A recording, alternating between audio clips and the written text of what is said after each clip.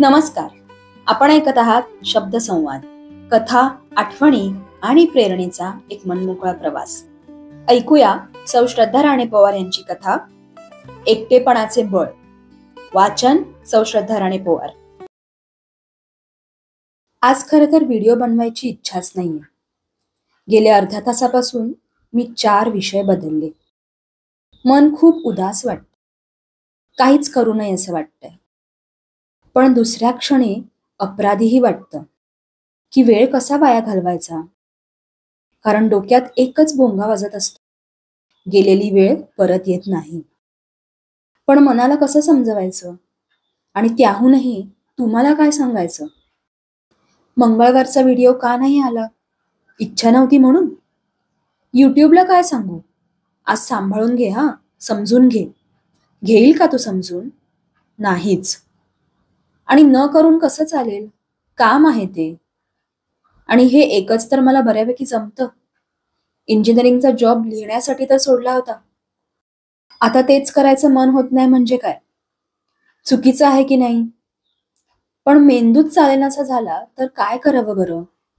मन उदास आहे हे कोणाला सांगायची पण सोय नाही. लोक विचारतात, का? काय झालं? आता त्यांना काय सांगू? आधी मला तर समजलं पाहिजे ना. सगळं करून झालं बरं का.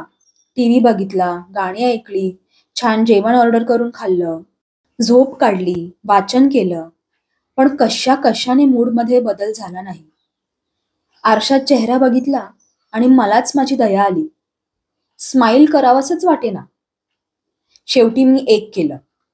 लॅपटॉप उघडून बसले, कीबोर्डवर बोटं ठेवली आणि ठरवलं जे मनात येईल ते लिहायचं. अगदी जबरदस्तीच केली स्वतःवर. आणि माझ्याकडे विषयांची भली मोठी लिस्ट असतानाही मी हे सगळं लिहत बसले. तर मंडळी, हे सगळं ऐकून काय वाटलं तुम्हाला? हे विचार तुमच्याही डोक्यात येतात का? कधी कधी येत असतीलच.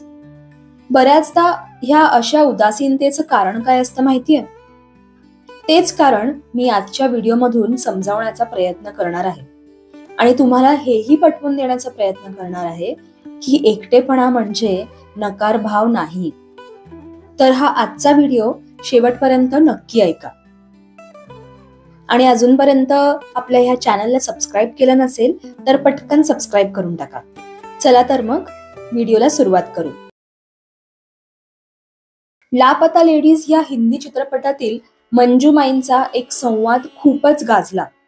त्यात त्या म्हणतात, अकेला रहकर खुश रहना सबसे मुश्किल काम है फूल, लेकिन एक बार अगर तुम्हें यह आता है तो फिर तुम्हें कोई परेशान नहीं कर सकता.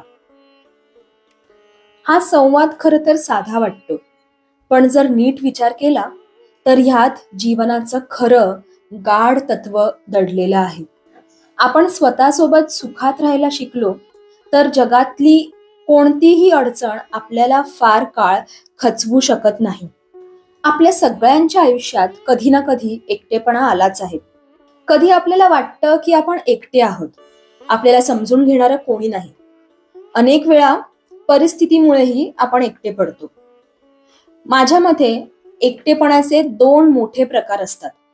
पहिला, जेव्हा आपल्या प्रिय व्यक्तीचा मृत्यू होतो किंवा एखादं नातं तुटतं. हा धक्का खूप मोठा असतो. त्या व्यक्तीची जागा कुणीही घेऊ शकत नाही. आणि दुसरा, जेव्हा काही कारणाने आपण घरात किंवा आयुष्यात काही काळ एकटे राहतो. उदाहरणार्थ, घरचे बाहेर गेले आहेत किंवा काही जबाबदाऱ्या तात्पुरत्या कमी झाल्या आहेत. हे 2 प्रकार भिन्न असले तरी त्यातून निर्माण होणारी पोकळी, ती वेदना मात्र सारखीच असते. आपण हरवल्यासारखं वाटतं, रिकामेपणा जाणवतो.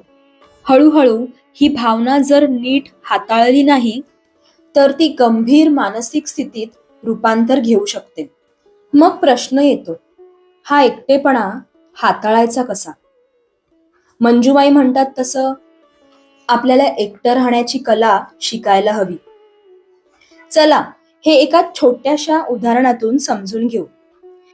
कल्पना करा, 2 वेगळ्या स्वभावांच्या माणसांना अचानक पूर्ण आठवडाभर घरात एकटं राहायचं आहे. सुरुवातीचे 2 दिवस दोघांच्याही मनात मिश्र भावना असतात. कुतूहल, आनंद, पण त्याच सोबत गोंधळही. पण 3ऱ्या दिवसापासून त्यांच्या वृत्तीत फरक पडतो. दृष्टिकोन 1. ज्यांना लोकांमध्ये राहायला आवडतं ते उदास होऊ लागतात. लोकांपासून तुटल्यासारखं वाटतं. मन मोकळं करायला कोणी नसतं. त्यांना नुसतंच उदासी आणि रिकामेपण जाणवतं. त्यांची तणाव हाताळायची पद्धत कशी असते ते पाहू.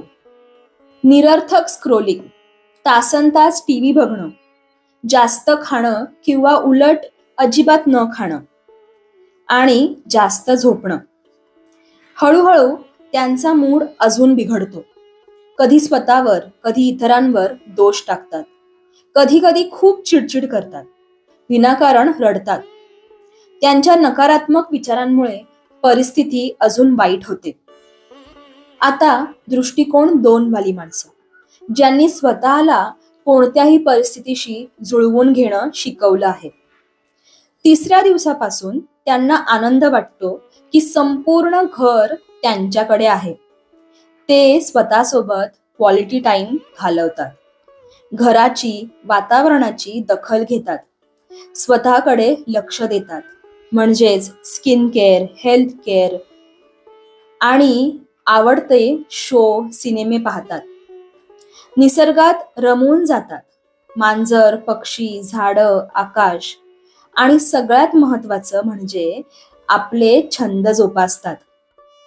दोन्ही दृष्टिकोनांमधला फरक तुम्हाला स्पष्ट दिसतो ना? कोणत्या दृष्टिकोनाने योग्य पद्धतीने एकटेपणा हाताळला, पहिल्याने की दुसऱ्याने? खरं तर हे दोन्ही दृष्टिकोन आपल्या प्रत्येकामध्ये असतात. सुरुवातीला आपण गोंधळतो, उदास होतो, पण खरा प्रश्न हा आहे की आपण कुठे थांबतो आणि कधी स्वतःला सावरतो.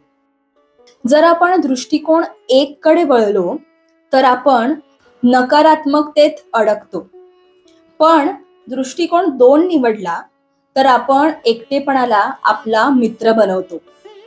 एकटेपणात स्वतःला शोधतो, नवीन काहीतरी शिकतो.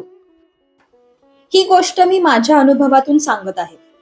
मी दोन्ही दृष्टिकोन अनुभवले आहेत. अजूनही कधी कधी अनुभवते. पण महत्वाचं म्हणजे मी कधीही फार काळ तिथे अडकून राहणार नाही. मी पुन्हा उभी राहीन. आणि हेच तुम्हालाही करायचं आहे.